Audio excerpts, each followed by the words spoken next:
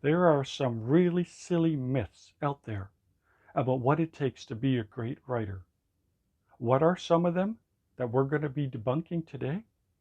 Well, we're going to be looking at 30 different myths, and we're starting right now. Let's face it, there are some really silly myths out there when it comes to writing. If you were to ask people, what does it take to be a great writer? Surprisingly, people usually end up saying the same things. And the things they end up saying sound pretty silly. One of the biggest myths that we have to debunk is the idea that if, in order to be a great writer, you have to have a drinking problem. That people seem to think, oh, you're a great writer? Well, you must be drinking a lot. You know, this is a silly idea. That because there are a tremendous number of writers out there who are successful who don't drink at all. Where do we get this idea from? That you have to be drinking and have a problem with alcohol in order to be a powerful, great writer. This is something that young people should never learn. We should never be teaching the youth that in order to become a great writer, you have to start drinking. In fact, if you drink while writing, you're going to make a lot of spelling mistakes.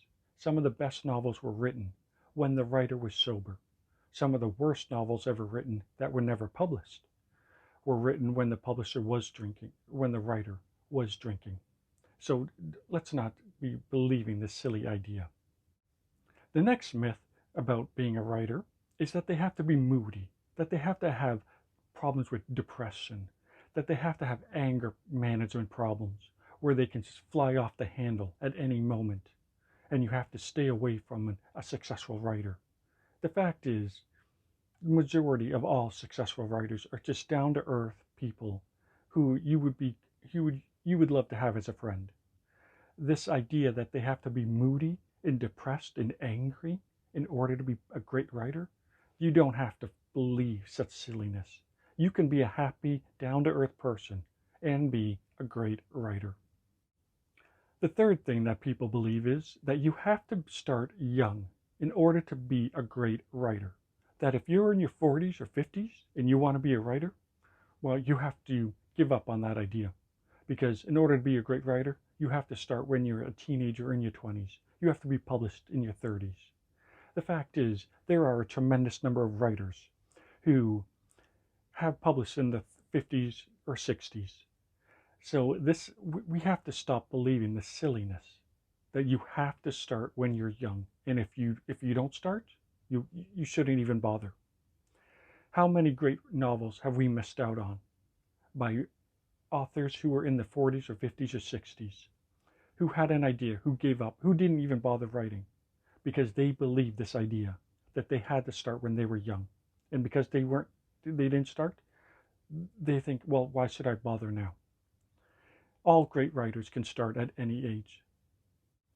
The next myth is you have to be simply born a great writer, that you cannot be taught, that you cannot learn, that the world has either bad writers or amazing writers, and that's determined when you're born. The fact is, there are a tremendous number of published authors who were bad in the beginning, but they worked hard and they practiced, and they learned everything they could. And through practice and hard work, they ended up getting published. The idea that you have to be born great at something is a myth because you can become good at anything if you're willing to be dedicated and put the time into hard work. Yes, it is true, some writers are better at a young age, and it's an odd thing. But you shouldn't give up on the idea of writing simply because you weren't born a perfect, amazing writer. If you want to become good at something, it takes time, patience, and dedication, and it can happen. The next idea that's silly is that only men can write. That if you're a woman, you you can't write as well as a man.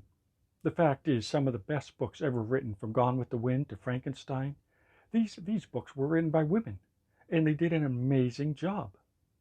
So this idea that if you're a woman, you can't write, this is silly.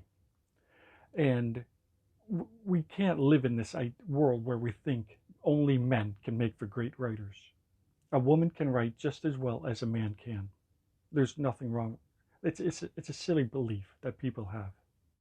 The seventh myth that people believe is that you have to write every day and you have to be thinking of your novel 24 hours a day. And you have to lock your way in a room, cut yourself off from your family, and focus all day, 24 hours a day on your novel. The fact is, some of the greatest writers in the world can write for 2 or 3 hours, stop, and then focus on something else and not worry or think about their novel. The eighth idea is similar to the seventh in the sense that people believe you have to be obsessed with writing and you can't think of anything else. You have to ignore your children, planning and thinking your novel every second of every day. That you can't stop for a moment to laugh or to go on a vacation or just to go for a walk. The fact is, some of the greatest writers in the world know when to step away from their computer and to let go of their novel for the rest of the day and not have to be stressed and thinking about it. They're not obsessed with writing. The ninth idea is that writers change their personality. They become something different. They're not the same person who they were, that they become their characters, that you have to stay away from them because if they're writing about a villain, you need to stay away from them because they become that character. The fact is, some of the greatest writers in the world don't become their characters while writing. They can just write and that's it. When they're finished writing, they step away and they don't become their characters. So if they're writing about someone bad, they don't become bad. They're just a writer. The next idea is that writers are quiet introverts who don't want anything to do with the world, that they just lock themselves away and to write novels.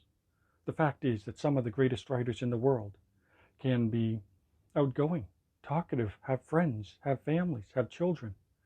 They write their novels throughout the day like it's a job, and then they stop, and then they can focus on their friends and family, and they can go out, and they can go on vacations, and they're not stressed about work or life. Like they're outgoing, they're extroverts. Both introverts and extroverts can be writers. You don't have to be this quiet person who locks themselves away in order to become a great writer. The next idea is that writers can work strange, weird hours where they work throughout the night, where they can write for 24 hours a day nonstop, where they're writing at 3 a.m. in the morning. The fact is, the majority of writers write throughout the day. They start at 9 o'clock and maybe go to noon or 1 o'clock, and they treat their writing like it's a job. They wake up, they sit down at the computer the same way anybody else would, like an accountant or a lawyer. They work Monday through Friday. They write from 9 a.m. to maybe noon or 1, and they go to bed properly. They have proper hours. That we look at writers and think they must be writing all day, even throughout the night. But the fact is that the vast majority of published authors simply write from 9 to noon or a bit longer. And they just pretty much live the rest just like everybody else. They go to baseball games, they go to the movie theaters, they go to shopping malls. They just live a normal, regular life, just like everybody else. The next idea is that writers will travel the world, that they have to examine. If they're writing about Africa, they have to go to Africa and live there, live amongst the people, to take note of everything. That if you want to write about Australia in the desert, you have to go to there. If you want to be a writer, you have to travel the world. The fact is, the vast majority of writers can just live wherever they live, and they can use the internet or the library to look up information, and they can write a very powerful novel that will convince you that they did in fact travel the world. But they didn't. They just simply used the internet and the library to collect information and be able to tell a great story. That you as a writer, you do not have to travel the world over in order to be a writer. You can simply use the library and collect information. The next idea is that writers have to write what they know, and that if you don't know something, you shouldn't write about it. The fact is, a lot of great writers will do a tremendous amount of research, and they write about what they want to learn about. They're learning while they're writing. And in the process of learning, they put it down for you to learn while you read. This idea that you have to write only what you know limits you as a writer. Your books become the same over and over again. So by learning while you're writing benefits you and the reader. The next silly idea is that writers have to suffer in order to be a great writer, that they have to live in a world of pain, a world of depression, where they failed marriages, kids abandon them, no friends, living in poverty. The fact is the vast majority of writers are married, have kids, and live normal, happy, successful lives. The next silly idea is similar to the one before, that you have to have family problems, that you have to fight with your kids, your parents, your in-laws, everyone around you, that you have to be moody and not talk to anyone. You have to be isolated. The fact is, this is a silly idea that you, as a writer, you can have happy, normal, regular kids and a happy, normal marriage. You don't have to be moody in order to be a great writer. If you enjoyed watching this video, be sure to check out part 2 of the 30 different myths on what it takes to be a great writer. I'm going to leave a link to that video right here. And be sure to check out my website, where I have a tremendous amount of information and blogs that will help you become the greatest writer you can be.